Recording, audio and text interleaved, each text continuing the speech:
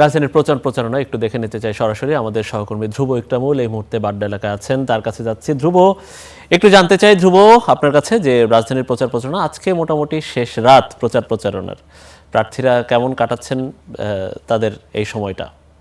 নির্বাচন একটি উৎসব মুখর পরিবেশে পৌঁছেছে, আর কয়েক ঘন্টা বাকি প্রচারণার শেষ মুহূর্তে সর্বোচ্চটা দিয়ে সবচেয়ে বেশি সংখ্যক ভোটারদের কাছে প্রার্থীরা তাদের যে ইস্তেহার, তাদের যে প্রতিশ্রুতি সেটি নিয়ে পৌঁছানোর চেষ্টা করছেন। আমরা বর্তমানে রয়েছি বাড্ডায়, ঢাকা 11 আসনে, যেটি এনসিপির আহ্বায়ক নাহিদ ইসলামের আসন। তিনি সেখানে এখনো প্রচারণা চালাচ্ছেন। কিছুক্ষণ আগে তিনি গিয়েছিলেন ফকিরখালী নামে তার যে এলাকা, তার এলাকায় গিয়েছিলেন ফকিরখালীতে। সেখান থেকে তিনি আবারও এসেছেন মেরুল বাড্ডায়। এখানে তিনি ভিন্ন ধর্মাবলম্বীদের সঙ্গে মত বিনিময় করছেন একটি রেস্তোরাঁয়।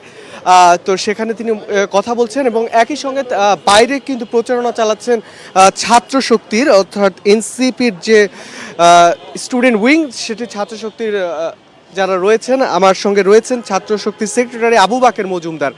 আপনি তো প্রচারণা চালাচ্ছেন নাহিদ ইসলামের সঙ্গে, কেমন মানুষের মধ্যে নির্বাচন নিয়ে আগ্রহ কেমন দেখলেন, কেমন মনে হচ্ছে? আমি সারা দেশে নির্বাচনী ক্যাম্পেইনে গিয়েছি, আমরা হাজারটা করেছি, আর অন্যান্য প্রার্থীদের এখানে গিয়েছি। নাহিদ ভাইয়ের এখানে 2 দিন আসলাম, যথেষ্ট সাড়া পাচ্ছি। আজকে ফকিরখালীতে মানুষজন এমনভাবে উচ্ছ্বাসিত হয়ে ঘর থেকে নেমে আসছে, এটা কেউ কিন্তু সাংগঠনিক মানুষ না, সবাই জেনারেল মানুষ নেমে আসছে এবং সবাই নাহিদ ইসলামকে ভোট দিয়ে সরাসরি বলছেন। একটু আগে এখানে চা খাচ্ছিলাম, সেখানে দেখলাম যে দুইজন গসিপ করতেছে যে নাহিদ ইসলাম এখানে 80% ভোট পেয়ে নির্বাচিত হবেন। তো নাহিদ ইসলামের যেই শাপলাকলির জয় জয়কার আসলে যেখানে যাচ্ছি শুনতে পাচ্ছি। তো আমরা খুবই আশাবাদী যে নাহিদ ইসলাম বিপুল ভোটের ব্যবধানে এখানে জয়ী হবেন। কথা বলছিলাম ছাত্র শক্তির সেক্রেটারি আবু বাকের মজুমদারের সঙ্গে।